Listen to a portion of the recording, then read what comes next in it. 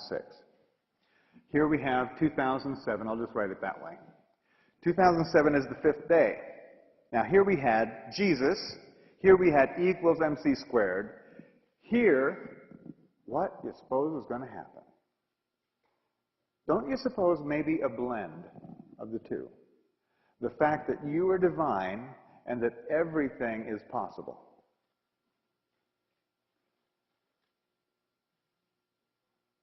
I mean, here is where we're liable to meet the neighbors. Extraterrestrials. Right there.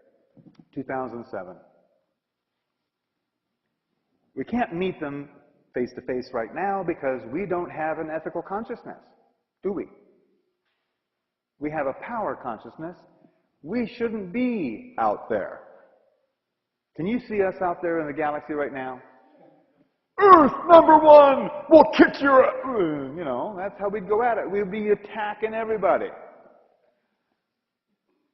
We're under quarantine until we get over this power trip.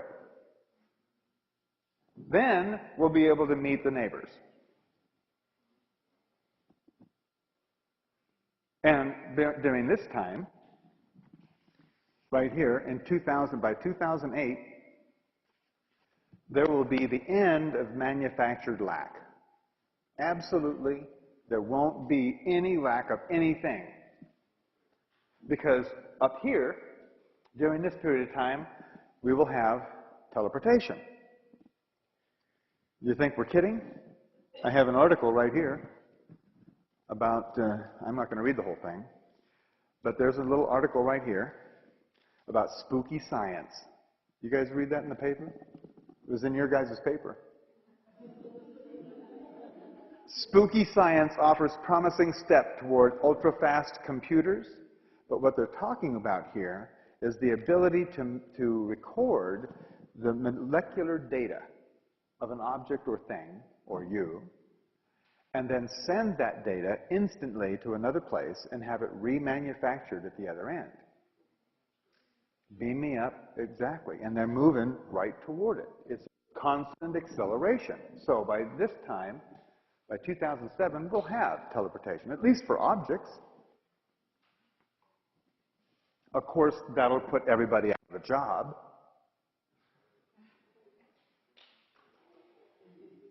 Yeah. I mean, everybody, most of you guys have something to do with the delivery of goods or services. It's instant delivery. And if you can take a recording and send it once, why not be able to send it 1,000 times to different places, all at the same time? So where's the fall of the financial world? Right now. Now. This, third night. Right here. The question is, when is the falling of the financial world? Right now. The dollar and the Canadian dollar, the loonie and the toonies are absolutely worthless. They're worth nothing. They're not worth any, taking up space in your pocket. So what's going to replace it in the new world then? Only admiration. Yeah. Then, I'm going to go on just a little bit. 2009 will be a time of getting used to bliss. It's going to take some practice. We've been so involved in everything going wrong that we're going to have to get used to being able to create things going right. It's going to be like learning to walk or live all over again. And this all leads toward what we were talking about right here, October 28th, 2011.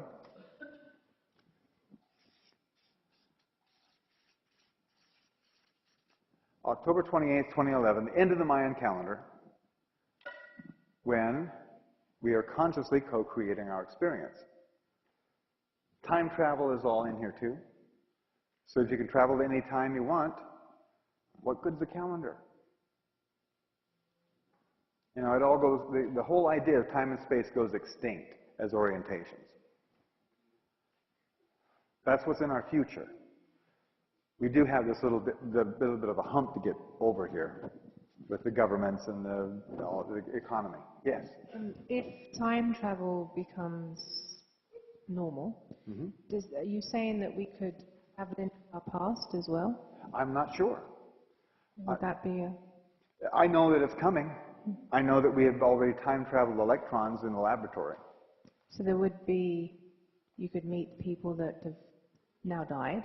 You could go Possible. Everything is becoming more and more possible. Yeah. It's pretty hard to conceive, isn't it? It really is. It's sort of like being 4 years old and your mom is like pulling stuff off the top shelf. You know stuff is up there. but you don't know what it is. It's just not at that stage yet, and that's how we all are right now. Oh, up here. Say something in a little response to her, but I mean, if you know a little bit about shamanism, they're time travelers. Shamans? Yeah. Oh, like yeah. The universal experiences, they will see prehistoric beasts or whatever, and it's universal no matter what culture they came from. Yes, it is. That's a time travel. Yeah, indigenous people already had bits and pieces and parts of this all along. We've lost it, and now we're gaining it back. Sometimes you don't know what you got until it's gone. You know? Native cultures weren't persecuted as much. Yeah, it won't be this time. It'll be wide open, accepted, and understood. Yeah. Yes? Yeah, just you mentioned the source or where creation is coming from and our consciousness. I just wanted you to comment on something I read about this Mayan calendar was kind of written off by our science, right? Basically. Well, it's being confirmed by our science. But early on, they really pay attention to it, like for instance. So, right. But I've books like the Edgar Cayce books, and that it came from outer space.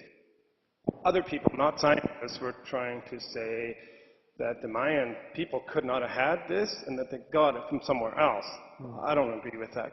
Why couldn't people have it? You know, but could you comment on that? And now you're saying that we're just about to meet the neighbors, and somebody else was saying that they've already met the neighbors and got all this from them, right? Right. At least a couple of neighbors, not all the neighbors. You know, like individuals. Well, like extraterrestrials are here right now.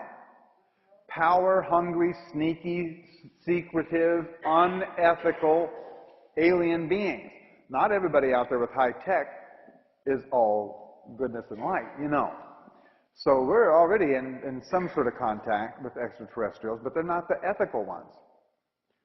What I'm talking about here is we'll be in face-to-face contact, good, clean communication with our neighbors, exchanging data and technology and all that on an ethical basis.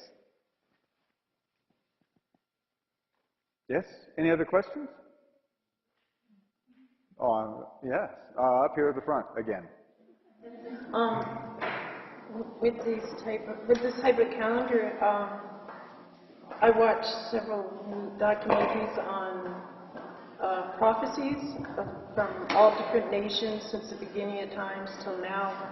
So where does how do all the chaotic things fit in? Say, Nostradamus was, for example, saying we are just embarking on maybe a 27-year period of absolute war and miserable things. Well, we're embarking on an absolute destruction of everything that you rely on. Okay, so that's all included. Yeah. Everything that you rely on, delivery of electricity, of food, of water, and stuff like that, will all be threatened in the very, very near future. So this isn't going to blissfully transfer. Oh, no. Just like Bush is not going to go, oh, I'm sorry, excuse me, I screwed up. I'm out of here. No. He and all of his people are not going to walk away. Yeah, it's going to be rough. But it's going to be short. Very important to understand. It's going to be quick, vicious, and over with. 6 months. 6 months. 6 to 9 months most. And then we'll be putting the pieces back together. But we do necessarily have to go through that.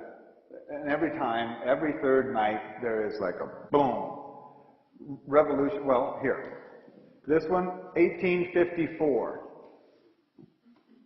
What was happening in America, 1854, right, 1861, was the Civil War. And during this whole period, there's civil wars all over the world.